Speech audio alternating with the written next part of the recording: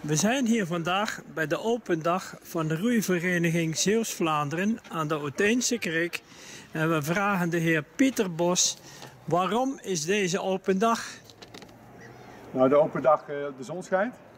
En het aardige is, het is het begin van het roeiseizoen. Dus wij doen dat toch begin april. Dan is net de zomertijd is ingegaan en dan hebben wij de gelegenheid om mensen op te vangen en te leren roeien. En de temperatuur begint ook een stukje aangenamer te worden, dus vandaar deze periode begin april. Is het een grote vereniging? Wat is groot? We zijn een clubje van tussen de 50 en de 60 leden op dit moment. En we willen eigenlijk toch nog wel een beetje groeien, want wij hebben toch wel een prachtig mooi roeiwater en een mooi materiaal, dus we zouden graag wel willen groeien. Hebben jullie een bepaald doel voor ogen? Met die open dag, dat is toch de nieuwe lichting te ontvangen en mensen in de gelegenheid te stellen om lekker te komen roeien. Maar het is, ledenwerving is eigenlijk het belangrijkste doel toch. Kan iedereen zich aanmelden? Ja, we zijn een aantal jaren geleden zijn we min of meer afgescheiden van de personeelsvereniging van Douw. De personeelsvereniging hebben een deal meegesproken. Wij mogen mensen ook die niet bij Douw werken, die geen lid zijn van de personeelsvereniging, bij ons lid maken.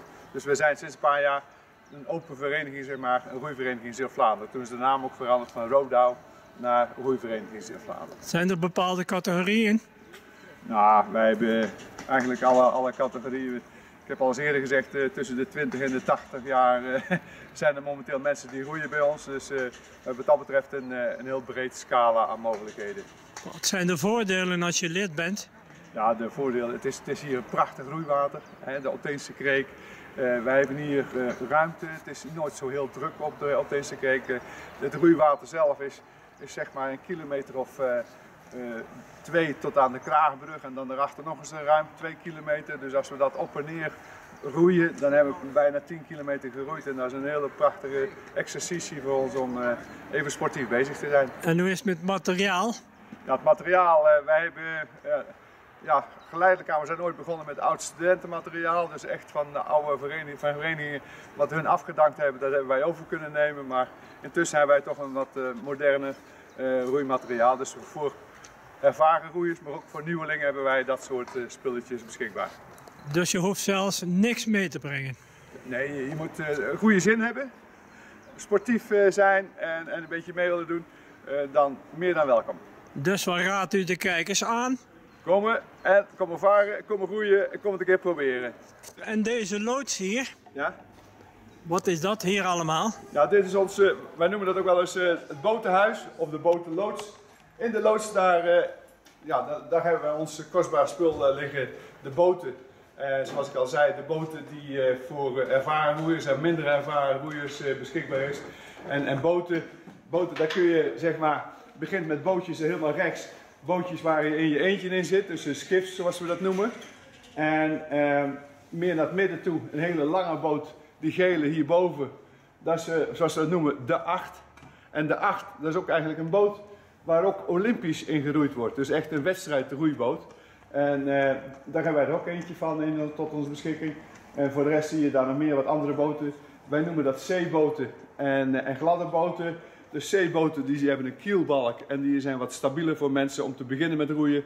En de gladde boten, dat is zoals ook met die skiff is, daar wordt het evenwicht toch wel belangrijker. En hier worden ook reparaties verricht? En hier doen we ook een beetje onderhoud aan de boten, wat mogelijk is. We doen heel veel zelf, dus we hebben daar toch een ploegje mensen voor die zich daar wekelijks voor inzetten om dat toch goed te onderhouden.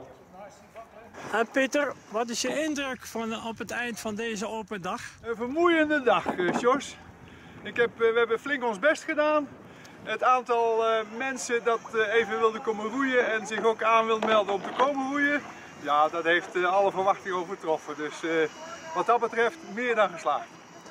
Dus ik hoop dat de film nog een bijdrage eraan kan geven. Ja, dus als die film dan ook nog een keer versterking geeft. Mensen kunnen altijd via de website ons nog even bereiken. En als ze zeggen later in het seizoen nog eens een keer te proberen, dat kan. De zomer staat voor de deur, dus het roeiseizoen is net begonnen. Van alles is nog mogelijk. Dank u. En jij ook bedankt. Zit er op de tol in? Nee, nog niet. Ik moet nog eerst bestellen. Ja. Pas op, Herman. Een bootje. Paul.